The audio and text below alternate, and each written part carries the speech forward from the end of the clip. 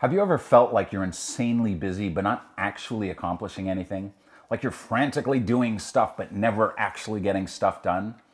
Being creative, no matter what the discipline, means making things. It means creating, and to do that, whether it's one photograph or a significant body of work, never mind all the things we need to do to run our businesses and live our lives, we have got to get shit done. Let's talk about it.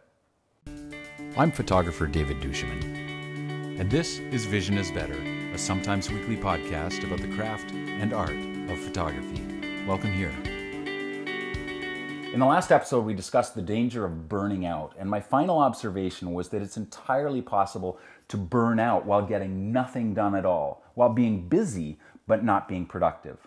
And the more I thought about it, the more true it seems. In fact, the more it seems like that is the fastest way to burn out. And I talked about the power of saying no and of triage thinking, and I think those things are not only the secret to not burning out, they're one of the secrets of productivity.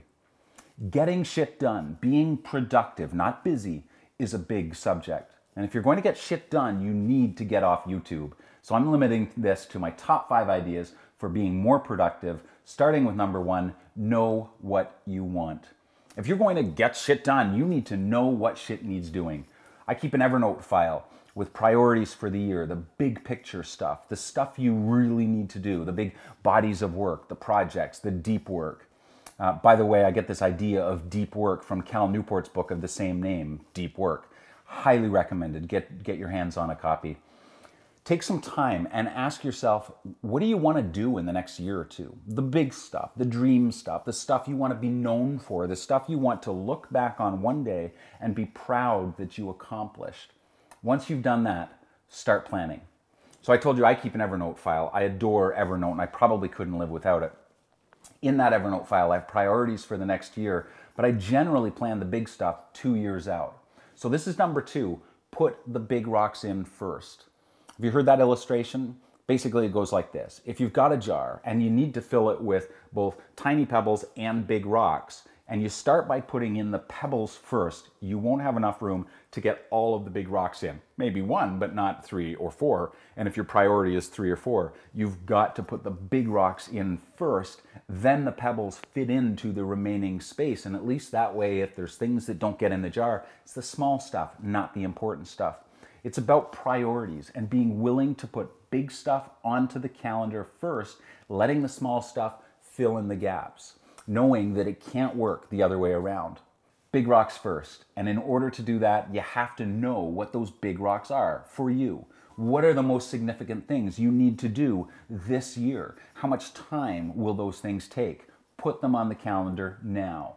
If I'm doing a big project in, say, December 2018, I put that on the calendar and work backwards. I block off December 2018. And if I need a month to do the project, then I need to put November aside as well. And I put a line through that and I say, do the project. And if I need a month before that to plan to do the project, I put a big red line through it and cross out October as well. The big rocks go onto the calendar first. Number 3, get rid of some of the smaller rocks. I know I can't fit in everything, so I do what I can to minimize those smaller rocks in my life.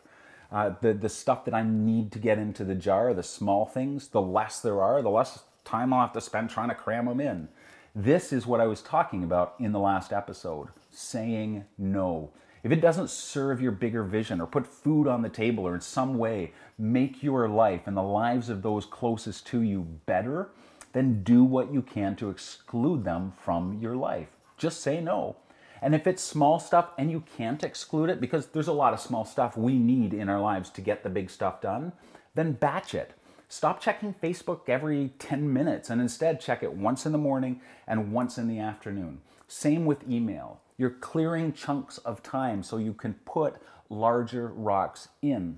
This concept is so important to me. I can't write anything in 10-minute chunks, but put a few of those chunks together, taking out all the little distractions, and give me 1 to 3 hours, and I can get some serious work done. Clear out the little rocks by batching them together and putting them somewhere else and creating bigger blocks of time, and then jealously protect those bigger blocks of time. Number 4, stop multitasking. Don't do it. We all think we can do it well, but study after study shows we can't. We're terrible at multitasking. If you want to not only get shit done, but you want to do it well, you've got to focus. I don't think I need to even explain this. You've just got to focus. This goes hand in hand with number 3 because you need blocks of time to really focus, but you've got to be single-minded about this stuff. Number 5, on a smaller scale, my productivity has gone way up as I have transitioned from keeping merely a to-do list to just putting stuff, even the smaller tasks, straight onto the calendar. Putting it on a list says, hey, David, you really need to do some of this stuff at some point in time. Putting it on the calendar says, David, you need to do this now. This one thing, do this now. I still keep the to-do list because that's where things go before I put them on the calendar. But if I sit down on Sunday and think about what I need to do in the coming week, this stuff comes off the list and it goes into the calendar. I schedule it. And if it's too big or too vague to schedule, like write your next book would be too big, then I break it down into things I can actually schedule. So if it can't be scheduled, it means it's too big, it's not actionable, and I break it into smaller pieces. So if write your next book is too big, then outline your next book goes in on Monday, and smaller steps follow. Next week it might be write chapter 1 of the book. Lastly, and this is a bonus, don't wait until you want to do it. Don't wait until it seems like fun or you're in the mood. I get shit done because my rational brain puts actionable, bite-sized tasks on the calendar in service of getting the big rocks in.